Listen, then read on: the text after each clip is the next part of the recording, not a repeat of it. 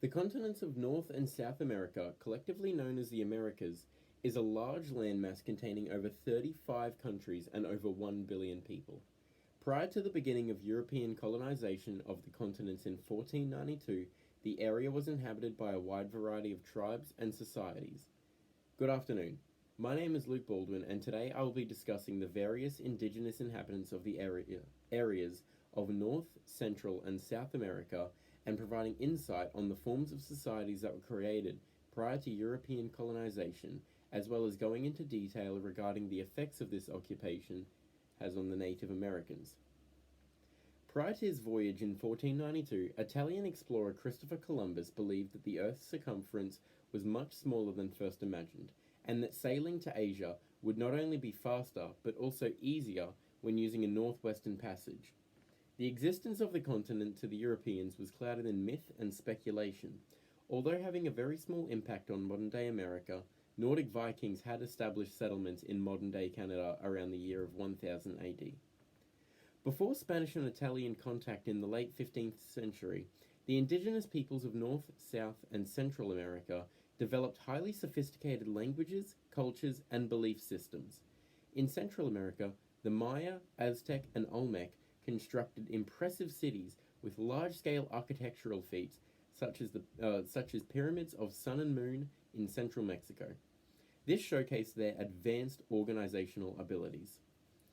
On top of this, indigenous societies made large-scale advancements within the field of agriculture. This can be seen in North American tribes' abilities to intercrop, a practice in which multiple crops were planted together in order to enhance their growth and ensure sustainability. Finally, astronomical knowledge was highly advanced for the time across multiple indigenous tribes. The Mayans demonstrated an understanding of space by predicting feats such as solar and lunar eclipses with great accuracy, a skill that surpassed European capabilities by hundreds of years. The region of North America, specifically modern day Canada and the United States, varies greatly in geographical features and respective climate. It was home to various Native American tribes, each with their own values, traditions, and cultures. The Navajo, also known as the Diné, are a Native American tribe primarily located in the southwestern United States, particularly in present day Arizona, New Mexico, and Utah. They are known for their rich oral traditions, artistry, and craftsmanship, including weaving intricate textiles and crafting exquisite jewelry. The Navajo Nation traditionally lived in hogans, circular dwellings made of logs and earth, and sustained themselves through a combination of farming, hunting, and gathering. The Cherokee are one of the largest Native American tribes in the United States, inhabiting the southeastern region of the country, including parts of what is now Tennessee, North Carolina, Georgia, and Alabama. They developed a complex society with structured governments, sophisticated agriculture, and really, really detailed writing systems. The Cherokee are renowned for their vibrant cultural heritage, including traditional dances, storytelling, and arts. The Choctaw were also originally from the southeastern United States, mainly Mississippi, Alabama, and Louisiana. They were one of the first tribes to engage in peaceful relations with European explorers. They were mainly an agricultural society, cultivating crops such as corns, beans, squash. They also had very, very complex social structures with clan-based systems and ceremonial practices. The Chippewa, as well, were also known as the Anishinaabe. They were indigenous to the Great Lakes of North America, so up north, around present-day Michigan, Wisconsin, Minnesota, and also parts of Canada. They were very well known for their expertise in hunting, fishing, and rice harvesting.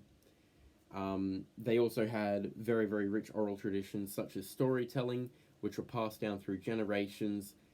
This includes myths, legends, teachings about their connection to the land, all of which can be currently found in North America in the form of urban legends and just general understandings of the land.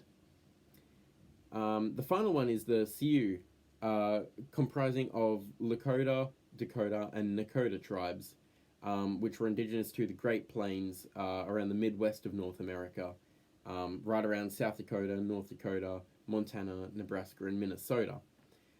They were known for their nomadic lifestyle, following the seasonal movements of buffalo. Um, they would hunt them for pretty much all of their nutrition. Uh, they had a developed warrior culture as well, with organized bands and many traditional ceremonies as well passed down based on this warrior culture. While not an official continent, the classification of Central America can be a very useful tool for grouping together the unique societies that make up the region. Inhabited by modern day Belize, Costa Rica, El Salvador, Guatemala, and Honduras, Nicaragua, and Panama, the area is known for its unique mountainous landscape and powerful warring factions. The Aztec civilization thrived in central Mexico from the 14th to the 16th century. They established their capital city, Tenochtitlan, on an island in Lake Texcoco, which is currently Mexico City. The Aztecs were known for their advanced agricultural practices, including the use of chinampas, artificial islands in the lake, to grow crops. They built large stone structures such as temples and pyramids, which all contained intricate carvings and sculptures. They developed a sophisticated social and political structure, which was ruled by an emperor and then supported by a group of nobles and priests. Religion was a very large part of this society, with many rituals and ceremonies dedicated to their gods of mainly the sun and war.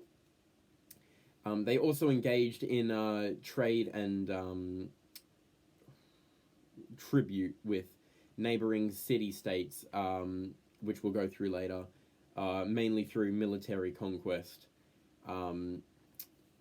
The next one is the Arawak, which were indigenous peoples who inhabited the islands of Hispaniola, which is currently Dominican Republic and Haiti, Cuba, Jamaica, and Puerto Rico, as well as the Lesser Antilles. Prior to European contact, they lived in small communities that were led by chiefs and mainly existed through agricultural practices, fishing due to the island geography, and gathering.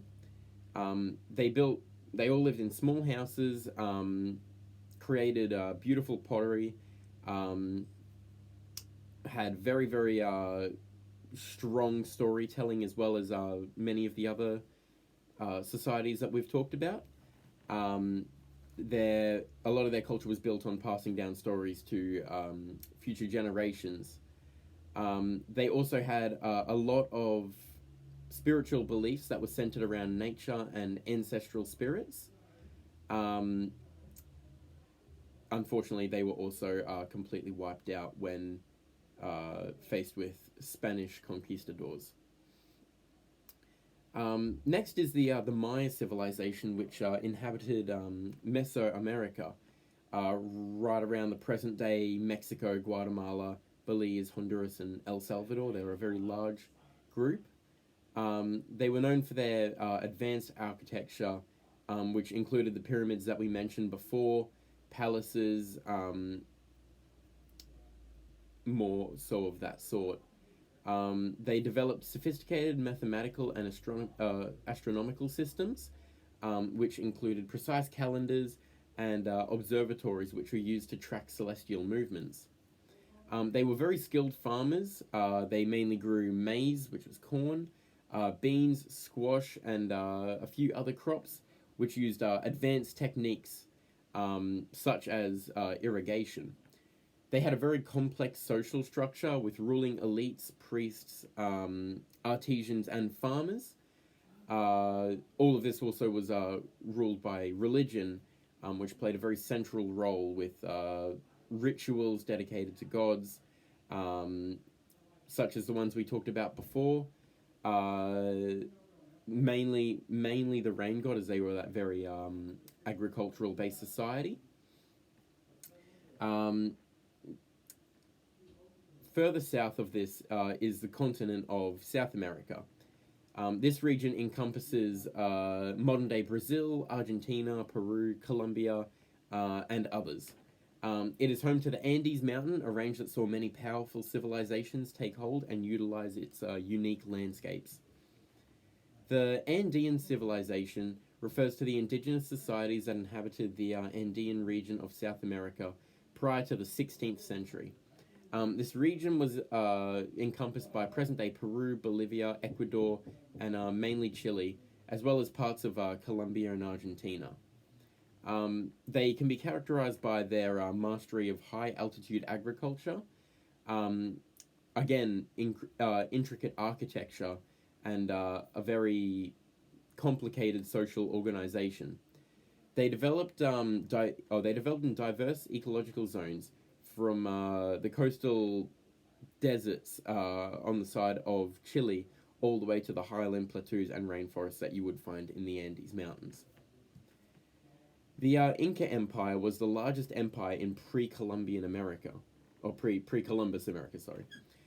Thriving along the western coast of South America in the Andean region, at its height in the early 16th century, the Incan Empire extended from present-day Ecuador in the north to around central Chile in the south, encompassing diverse landscapes such as mountains, valleys, and those mentioned coastal plains. The Incas established their capital, Cusco, in present-day Peru and built an extensive network of roads and bridges to connect their territory. They were very skilled engineers. They had the ability to construct large stone structures, and also very skilled with their agricultural practices, which allowed them to farm pretty much anywhere. The Incan government was very centralized, with one very powerful ruler known as the Sapa Inca, Sapa Inti, which he then had groups of lesser nobles and priests below him.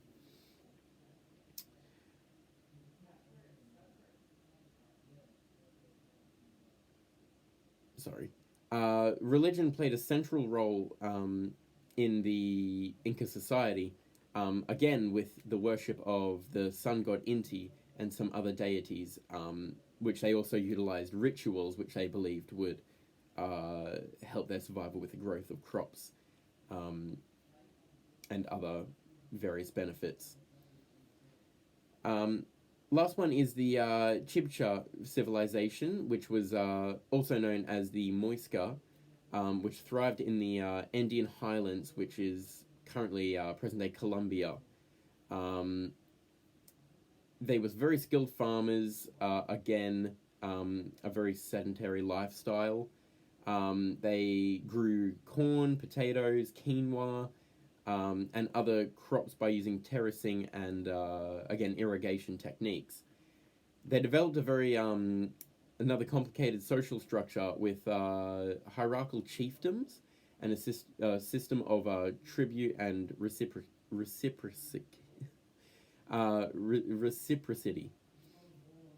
They were known for their gold working skills as well, in which they produced intricate ornaments and artifacts which were highly valued by neighboring societies. Religion again played a very large role in the culture, with rituals and ceremonies that were honoring nature and ancestral spirits. Each civilization which was found in the Americas were different within their own right, and while many shared some similar qualities, none were exactly the same in their religion, culture, and hierarchy. For example, some cultures placed a larger importance on God than ruler, while others believed their rulers to be divine and more all-controlling. Many favored aristocratic societies with unfair benefits and advantages placed on those with more wealth. Both the Inca and Chibcha civilization developed into imperial states, characterized by centralized authority and control over large territories. In the case of the Inca Empire, the Sapa Inca held absolute power and was believed to be fully divine, ruling over a highly organized bureaucracy that administered the empire's affairs.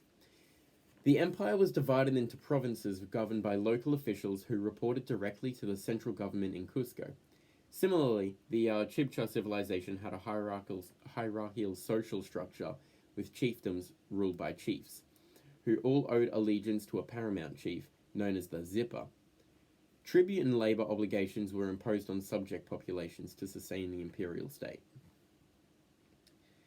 In conclusion, the societies that inhabited the Americas before European contact were varied based on religion, social hierarchy, and values.